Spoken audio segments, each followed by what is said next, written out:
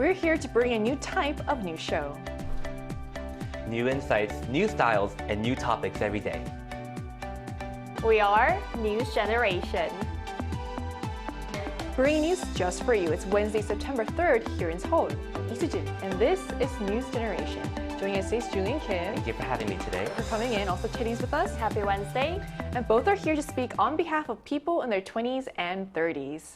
So it's Wednesday, which means we're going to begin with our keyword news, where we look at a story that has been gaining traction over the past 24 hours. And today's keyword is parental leave. More than 40,000 men received parental leave pay in South Korea last year, signaling a gradual shift in shared childcare responsibilities. According to the Ministry of Gender Equality and Family on Tuesday, out of a total of 133,000 recipients of parental leave pay, 42,000 were men, accounting for around 31% of the total. This marks the first time that the number of men receiving parental leave pay has surpassed the 40,000 mark, and comes amid government efforts to reduce the workplace stigma that men may face when taking time off for childcare. So, Chedin, for young couples today, how important do you think shared parenting and shaping decisions are about family life and careers? Yeah, I think it's really crucial in their life because many women want to keep their careers, and also at the same time, many men also want to be active fathers too. So when both parents share childcare, the family feels more balanced in their household life. It can also make having children less stressful. So what are your thoughts on this, Julian? Well, I think that shared parenting is extremely important in shaping decisions about family life and careers. Now, having children is a huge important decision for anyone, and I think it's important for couples to take into consideration of each other's values and make the best decision for the family. Now, our generation especially has an expectation that parents contribute equally, and with the value of career as well as the rise of living costs, more people are starting to value balanced parenting roles. So the rising number of men taking parental leave shows that attitudes towards shared childcare are slowly changing in South Korea. While culture and workplace barriers still exist, this milestone is a sign that more fathers are stepping up at home, and that progress towards greater gender equality, both in parenting and in the workplace, is slowly but surely improving. And that concludes our keyword news for this Wednesday. So shifting gears, as we make our way through the middle of the work week, we're going to explore some of the changing dating habits shaping the lives of young adults today. Let's take a look at the screen to learn more. While dating isn't a necessity for many people in their 20s and 30s, it's traditionally been a way to learn more about themselves and perhaps even find the one they can spend the rest of their lives with. And with the rise of social media, where sharing every aspect of your life online has become the norm, fun and romantic dates were often celebrated and even showcased. But recently, there's been a noticeable shift as more and more young people are consciously choosing to step back from dating altogether. Today on News Generation, we're exploring this dating trend, delving into the reasons behind it and examining the broader implications it could have for society. As we just saw in the video, dating habits among young people are shifting in surprising and unexpected ways. For generations, dating was seen almost as a rite of passage, a way to connect, socialize, and even learn more about yourself. But for many in the Gen Z generation, that no longer seems to be the case. So a recent survey suggests that more and more young people are delaying, avoiding, or even opting out of dating altogether. So Julian, can you tell us more about the survey and what it reveals about the way Gen Zs are approaching relationships today? Yeah, definitely. So, according to a Bank of America survey of Gen Zers in the US, more than half reported spending only $0 per month on dating. Wow. This basically means that they are not dating. Let's take a look at the screen to find out more. So, among those who have said that they do spend money on dating, 28% reported spending less than $100 per month, which is a relatively small amount. So, depending on what activities are planned on the date, I would say that's the price of 2 dates in 1 month. So, when asked why they don't spend much, over 50% cited having high living costs as the main reasons. Gen Zers are feeling the crushing financial burden from rising living costs, so this is becoming our generation's #1 priority to tackle.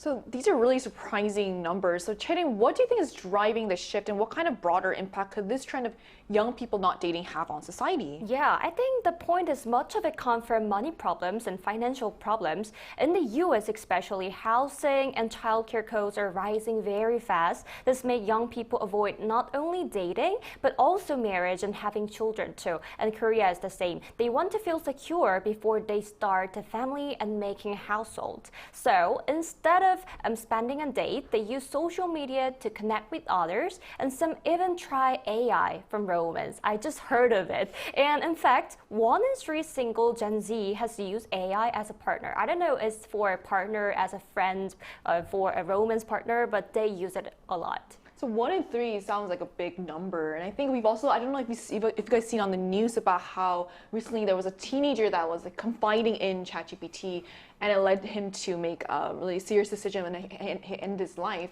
Actually today, I don't know if you've heard that OpenAI say roll out safety features for this and add parental controls to this as well. So we can hear how this is like a really serious topic now. Definitely needed for sure. Right. So to learn more about Gen Z dating culture, the lack of it, we're going to speak with a young person from the US to hear her take on why dating habits are changing, what she and the people around her are experiencing. That conversation will take place right after the break, so stay tuned.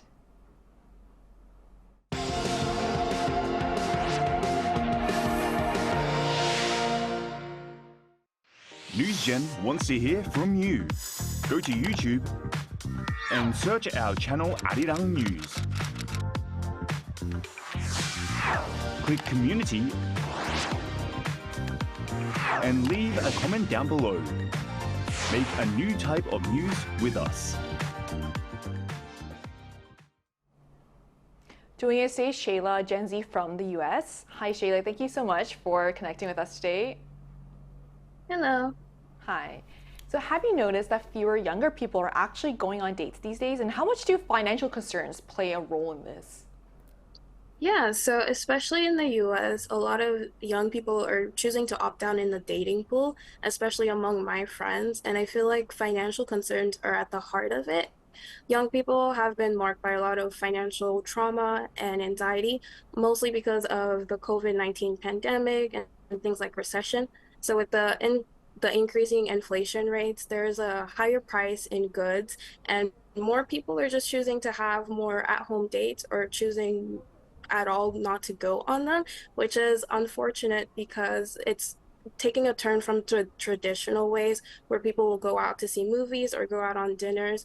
So I feel like there is that burden and financial trauma that comes with dating, and people are just choosing to either opt out completely or just stay at home. Great. So hi Sheila, I just wanted to ask you, what about for you personally? Do financial concerns ever make dating feel like a pressure or burden? And does it impact the kind of dates that you choose to go on? I feel like it does. I definitely have this burden inside of me. Coming from a multicultural home, I think it's more of a burden for the men that I choose to date. But with increasing student loans, I tend to worry about, oh, how am I going to pay off my loan if I do choose to get married in the end? And for more of my friends, it's more of a sense for if they can pursue other things in life, such as higher education, or if they can go on that trip that they have been planning for a long time. So I feel like there's a priority shift where a lot of young people have a lot of aspirations and goals, but just can't seem to choose a priority whether to date or not. But I feel like for me personally, it's more of a I want to get married in the long term instead of just dating. So there comes a sense of responsibility with finances. That's a big burden for me. Yeah, good. So could this trend of fewer young people dating lead to broader social or relationship challenges in the future? And how do you think it may shape society over time? Yeah, so definitely. I feel like with the current ways of how things are going, in the long run, a lot of marriage and birth rates will be decreasing more than they are right now. It's really bad at the moment, but if the government doesn't choose to interfere in a way, shape, or form, it might lead to our economy being ruined as a whole with the declining birth rates. That's on the social part. But overall, in the relationship aspect of relationships, I feel like let people, young people, develop their emotional skills, their compromising skills, and just a lot of soft skills needed in life. And with the lack of that, it could interfere with how they communicate and interact with people, not only within relationships, but at the workplace or in their family dynamics, which could hinder a lot of opportunities for our society. All right, thank you so much for sharing your insight with us today, Shayla. Thank you. Have a good day. So we just heard from a Gen Z from the US about how attitudes towards dating are shifting there, with more young people choosing to hold off on dating or even opt out altogether. But financial concerns like rising prices and the cost of living are issues that young people face all around the world. So Cherin, we've discussed and heard what's like in the US, but what about here in Korea? Are young people also stepping away from dating in the same way? Yeah, I feel definitely we see a similar trend in Korea too. A survey last year asked single adults about dating, and it found that 76% were now not dating, which is more than 3 times higher than those who are. The top reason was money, the financial issue, at 17%. In fact, Korea even has terms like 삼포 generation or Npo generation like that. It means young people who give up dating and marriage and even more because of economic and social pressure. So honestly, I see this around me as well. Like many people and many friends of me say dating feels so expensive or so stressful because of financial issues and society's atmosphere, because so they focus instead of work, hobbies, or simply resting at home. So this kind of makes me wonder, Cherin. So when you go on a date and you do you go for a meal and then you do one activity, how much do you typically usually spend, and what kind of things do you usually do? Like 3만 원 in Korean, I think so, because 30,000 won? Yeah, I just go to cafe and go to restaurant, or like coin 노래방, this is like a favorite my hobby. So can you describe what that is really quick for our yeah, viewers? coin 노래방 is we go to the singing room. There is some kind of a small room. So when we put some kind of a really coin or small money, we can sing a song a lot in there.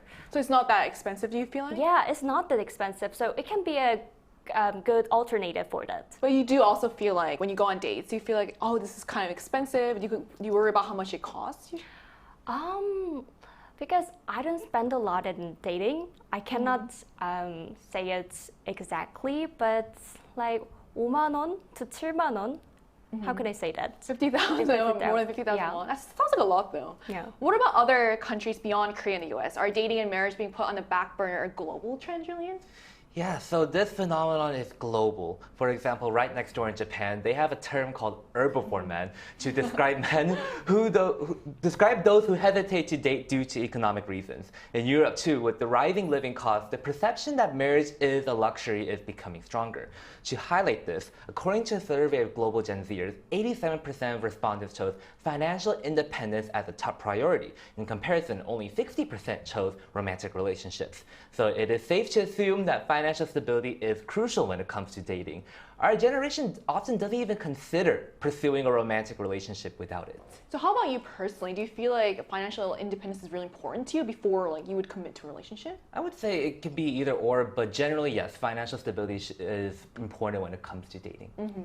So for you, for both of you as members of the Gen Z, do you actually see this trend playing out in your own lives? What about among your friends? Are people around you holding off or on dating or stepping away from relationships the way these surveys suggest, Julian? Yeah, so just like I've been mentioning today, with jobs and money hard to come by, Right. young people are turning to no-cost or very, very low-cost dates. Within my own personal social circle, I honestly haven't been hearing many new first date stories.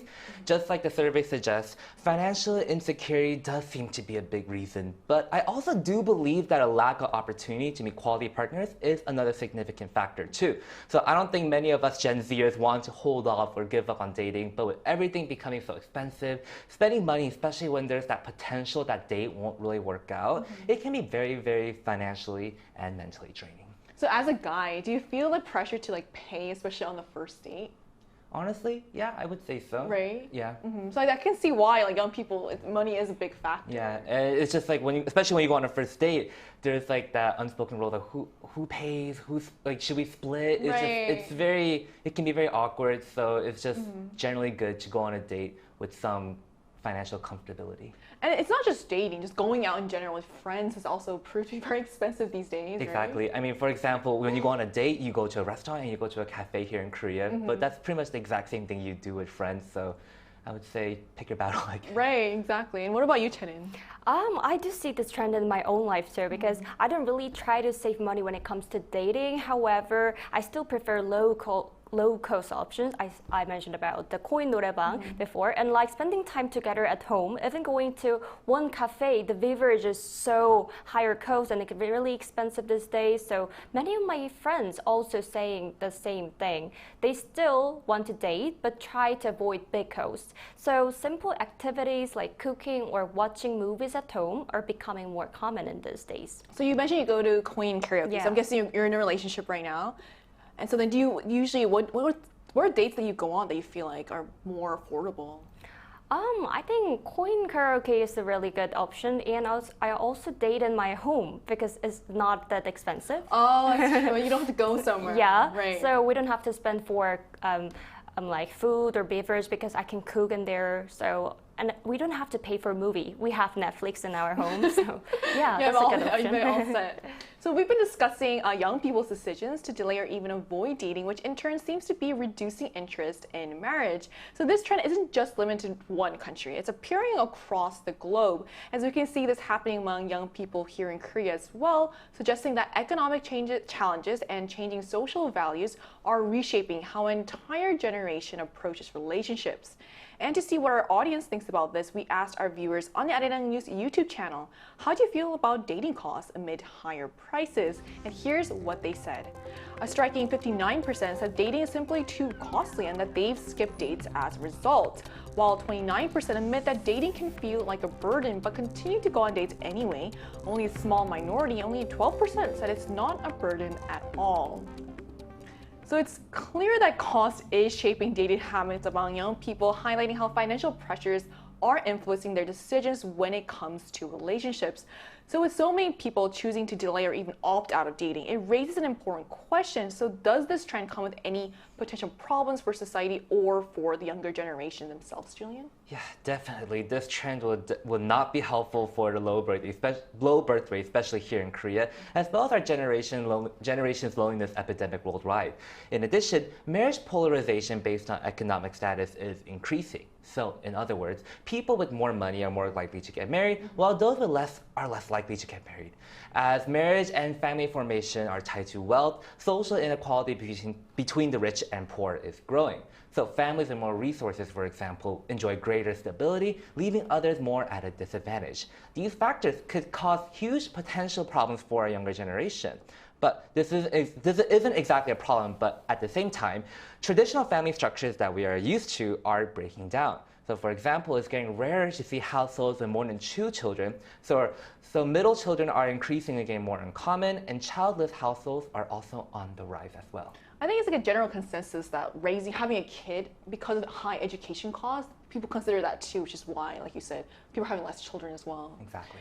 So, but of course, dating itself isn't a necessity. And if choosing not to date is a conscious decision rather than one forced by financial pressures, then it really isn't a problem. So what are your thoughts on this, Chini? Yeah, I cannot agree more. It is not always a bad thing because dating is becoming like a luxury good in these days. So young people are not only avoiding dating because of money, but also it also comes from changing values and a rise in individualisms. In my case, I sometimes enjoy the freedom of spending money, more time on myself. I see friends who feel the same a lot. They use that time for study or travel or building a career for themselves. So not dating can also be a choice for personal growth. And looking ahead, we may see more diverse family styles appear in the future. So given these changes, what direction do you think society should take? How can there be more acceptance and support for young people who do want to date and build relationships, Julian? Yeah, so as a society, we really need to be more inclusive and accepting. Traditional family structures as we know it are evolving, and many people are now challenging what it actually means to be a family. People aren't giving up on dating because they don't want to. It's becoming harder to support themselves, and spending more money on someone else is an added challenge. Now, creating environments where anyone can freely love who they love and also be financially comfortable enough to go on dates would be extremely helpful to those in our generation looking to date and find the love of their life. Hope we see those changes soon. Do you have anything to add to this, Chinny? Yeah, I think society needs to give more support for them because especially when money is the main barrier, people want to date and people want to have a relationship and marriage and have children. But the financial problem is the huge burden for them. So housing, childcare, and education are so expensive in these days. In my own life, I've seen friends who truly want a family but delay and delay because of the financial pressure. So I believe society should step into this kind of burden, and support for childcare and housing and work-life balance can make a real difference. It will not only help people who want to date and build families, but also create a culture where different life choices are respected. And for me, relationships should become from free choice, and it becomes kind of luxury in these days, not from fear of financial problem. So that way young people can feel both secure and free in the path they take. So at the end of the day, whether or not to date is a personal choice and there's no single right answer to this. With the financial pressures many young people are facing today, it's understandable that relationships may take a backseat, but what really matters most is that they don't feel alone in that decision. As long as there's understanding and support, whether they choose to focus on themselves, their careers, or building relationships, young people can move forward with confidence and hope for the future. And this brings us to the end of today's episode of News Generation, but News Gen will be back tomorrow at 10:30 a.m. Korea time. Big thanks to Julian. Thank you for having me for today. coming in, and Chenin. Thank you for having me. And to all our viewers, thank you so much for watching, and we hope you have the best day. We are News Generation.